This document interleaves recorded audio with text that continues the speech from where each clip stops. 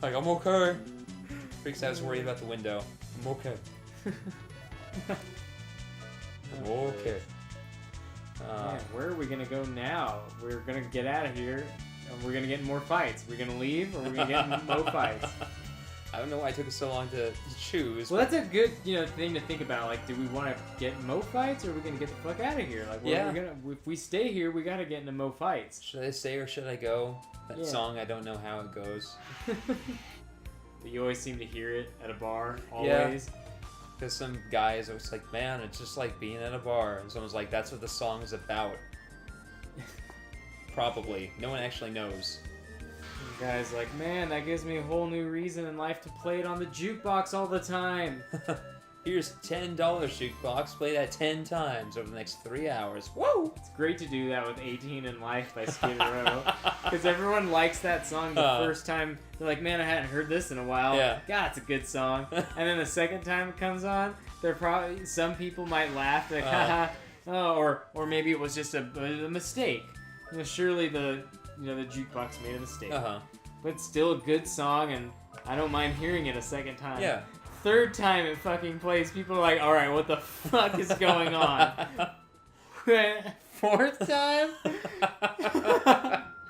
People start getting stressed out. They start to wonder, when will it end? Yeah. And then the fifth time it plays, and they just get pissed.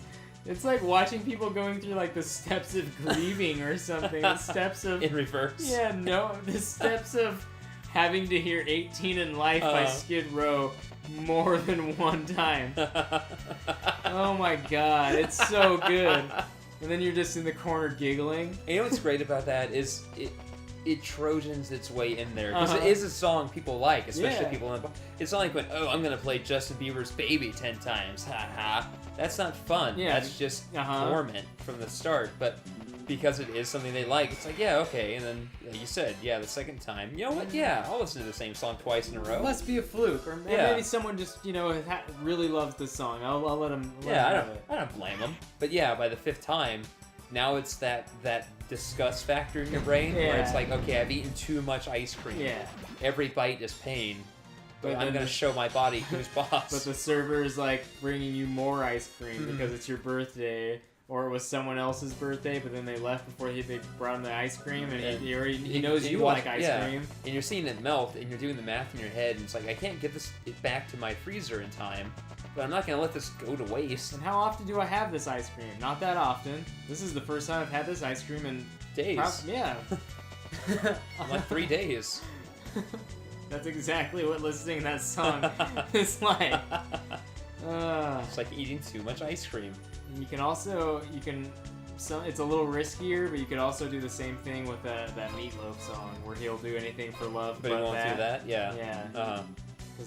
That's another good song. Yeah. And then people really start to wonder what that is, and then they just stop caring. Yeah.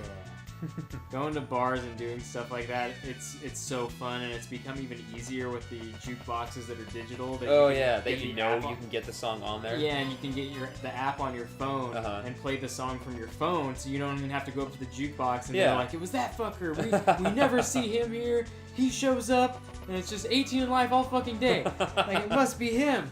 And so you can do it discreetly from your phone, and as long as you're not just sitting there giggling, which is the hard part, like, no one knows.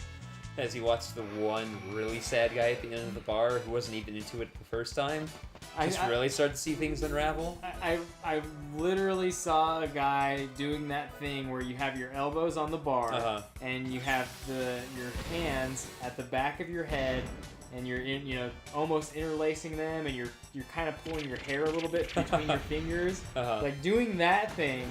And when it started up again, he lifted his head up and like had this look of disgust and just kind of looked around with his mouth open and his eyes wide, like looking for maybe someone else to have the same look to like share in this pain with.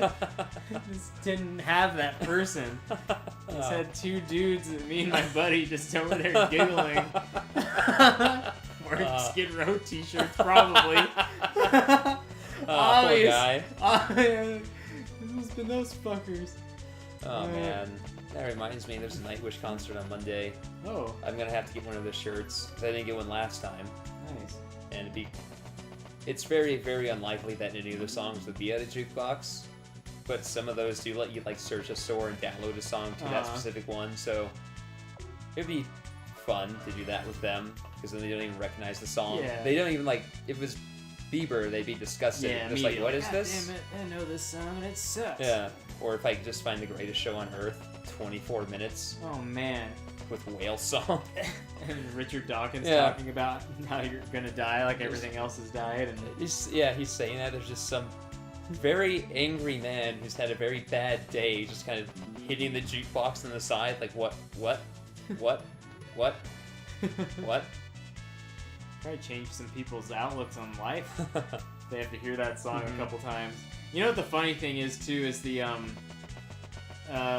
perhaps the funniest part of the whole thing is that people will sit through these shitty songs because they're alcoholics and they need their fucking drink. Yeah. They would rather be in pain from that than leave their beer and go somewhere where 18 in Life isn't playing.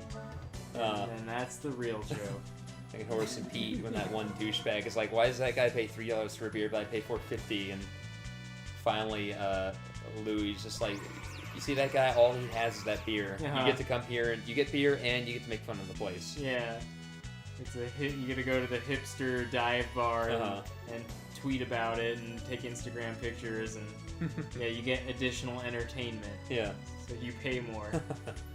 So this is where Al-Hazad tells us about his experiments, basically, with phrases like, "Oh yeah, I just want to play with my toys all day. Take an arm off, attach this here. Oof, woof."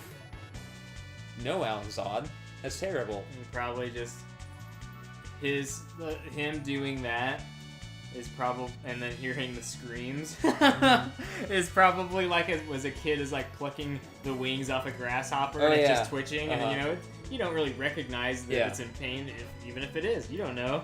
He's just like ripping arms off of animals and stuffing them together. Oh man, like, I don't know if they're probably in pain, but that reminds me, there's an anthology horror movie. I don't think I ever saw the whole thing. I just saw part of one of the stories as a kid. And in the story, it's about just that. It's about this kid who he likes to pull the wings off of flies and their limbs and everything. And there's like this old man who has some association with flies. I don't know, but just I guess spooky things happen to this kid for a while, and then one night, like the kid's parents are in their bed and their door opens and they look up and there are these two gigantic flies standing there and they're like holding, child-sized hands. And then it cuts to morning and the kid wakes up and he just has hooks now. Oh. And I have no idea what this is. I've never seen it mentioned anywhere. I've never seen it in one of the internet's many numbered lists. I've tried looking up okay, anthology horror movie. Okay, that's its own genre. It's not really around anymore, but it's still kind of around, but it is its own genre. If I find a list and go through it, you're bound to find it. It's nothing after 1993, so I start there, but I can't find it. It couldn't have been.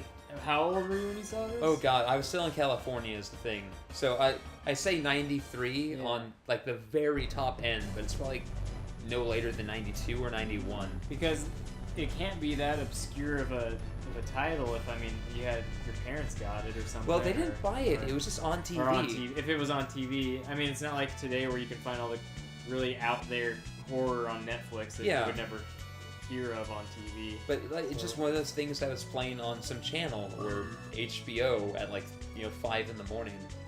Another thing I remember was seeing HBO or Showtime, one of those movie channels, and they had a preview of some horror thing, and at some point some girl's lying on a bed and she has her feet up right at the edge and something pops up and bites down on her toes and starts sucking at her, and it shows just a few maybe 2 seconds of her face of her whole body just desiccating real fast.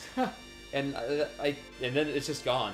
And again, I've never seen that anywhere. I have no idea what it's called. Oh my god. But I saw that when I was 5 and it fucked me up for a little bit. Yeah, man. For years, I wouldn't sleep with my legs straight out in bed. I'd always curl them up. something about that era of horror and like all the practical effects and all the, they weren't afraid to let the scene be dark. Like now everything has to have like the best lighting. You know what I mean? It has to look good. But before you could totally, in those old horror films there was some darkness and you couldn't see in some shit. And I mean, God, there was some scary stuff. Like the darkness aided in how believable the practical effects could look, and then they didn't linger on them too long, and it made it scary. Like there were definitely some things because my brother loved horror films, and I mean, I would have the occasional nightmare based on something in it. Not Chucky. I didn't think Child's Play was especially scary. Well, Child's Play, it's not the movie that got to me. It was something about the idea. I don't know. Yeah. As a kid, I didn't like the idea of living things, I guess. Yeah. It's odd. That was one of the ones that kind of got to me, though. That and Puppet Master. See, Puppet Master also in the same vein of Child's Play. I was like, my brother loved it. I was like, ah.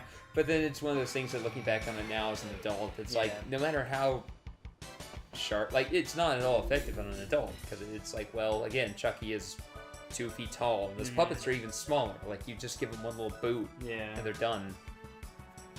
Yeah, there were some. I remember.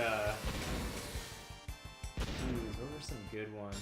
There's that one horror franchise, and there's like an old guy, and he's got this. It's like a sphere. Oh, Phantasm. Yeah, like drills into people's heads and shit. I've never seen that one. I mean, there's like 4 or 5. But I've never seen any of them. I probably should watch at least one. So now we're on the moon, by the way. The bad moon. Falling on the moon. Just saying that because I'm sure we said it while we were playing this. Yeah, probably. I want to make sure it's in there. Oh yeah. For the, let's see, of the no people watching this. Well, let's assume some people watched it eventually. Yeah. How many of them possibly saw that Jimmy Fallon episode with the Lonely Island? If anyone's watching this in the future, let us know. Because if you're watching us, then I'm assuming you also would be interested in letting us know you're watching it. Yeah. Maybe. Hopefully. Hopefully that's how it works. Yeah. You're just like, ew,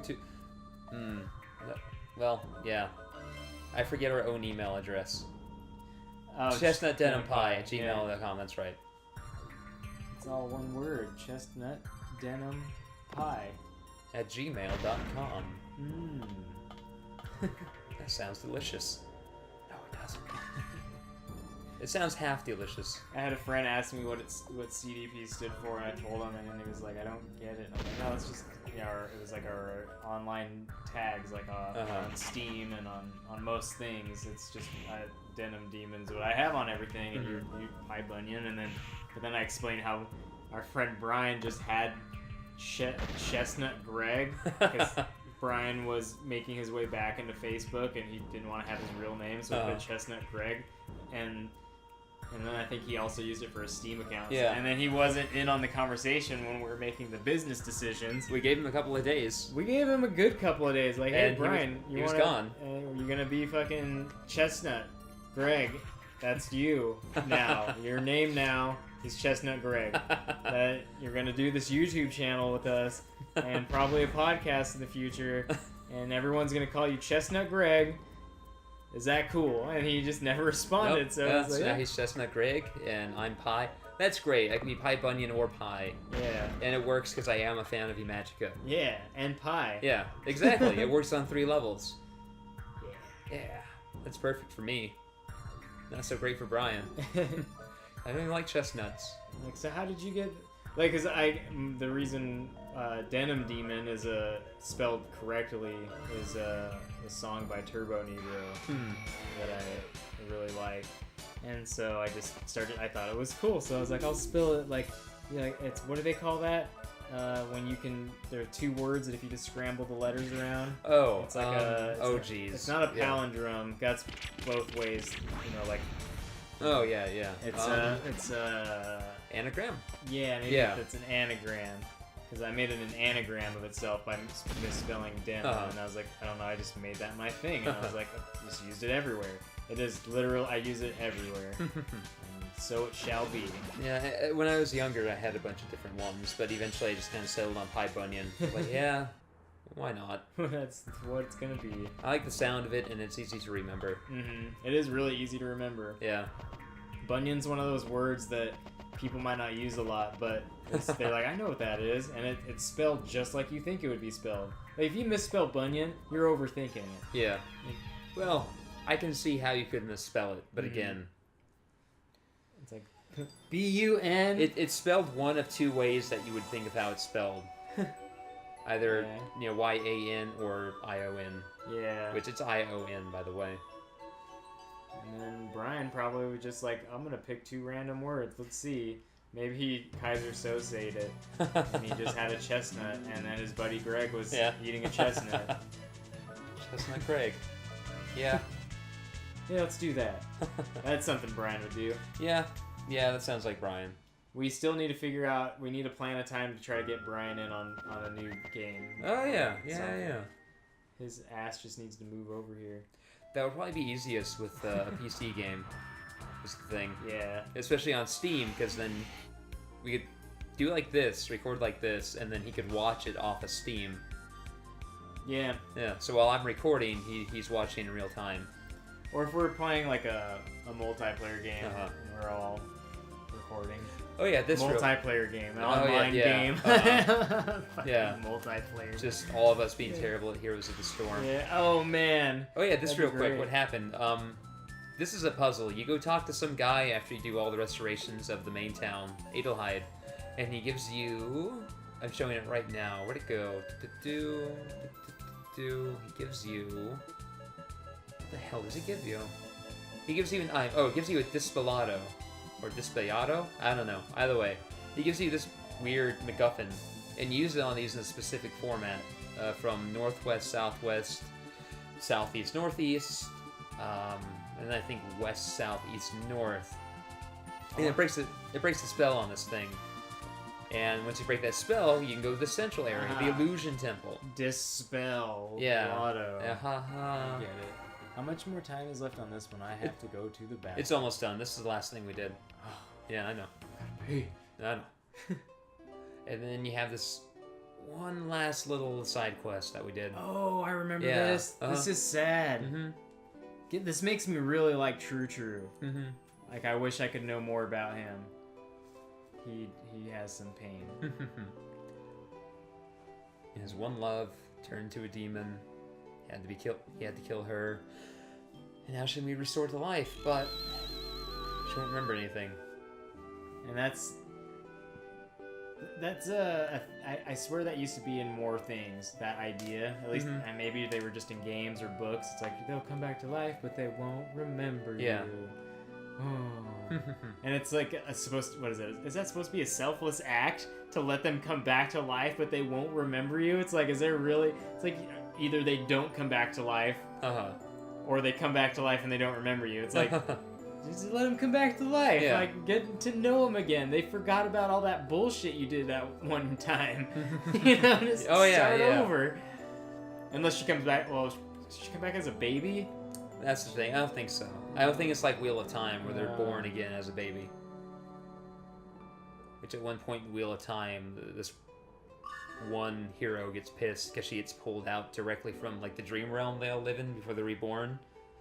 And she's like, my partner, who I'm always born with, was born just before you yanked me out. I'm supposed to come like a year after him. By the time he's a grown man, I'm going to be an old woman. He's going to spend this entire cycle wandering, not knowing why he doesn't feel complete. Good job, motherfucker. Oh, wow. Yeah. Damn. That's cool. Yeah.